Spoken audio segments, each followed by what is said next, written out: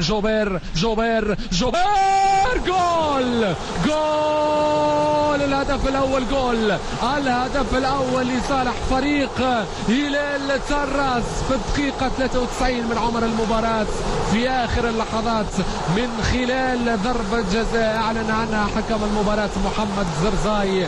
الإيفواري ميكائيل جوبير ينجح في التسجيل، ينجح في منح التقدم والأسبقية لفريق هلال طراس، نفذها بطريقة جيدة.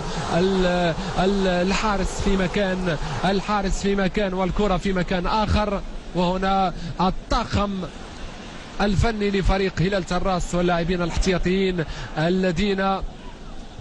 الذين أسعدهم بشكل كبير. كما نبارك أيضا لفريق هلال طراس الذي حصل على المركز الأول. هنا يصعد عصام عبايل، عصام عبايل قائد الفريق والذي سيتسلم اللقب والذي سيرفع اللقب في هذه اللحظات، قائد الفريق وعميد الفريق. إذا هلال طراس، ألف مبروك لعشاق هذا الفريق، ألف مبروك لعشاق هذا النادي، نتمنى كل التوفيق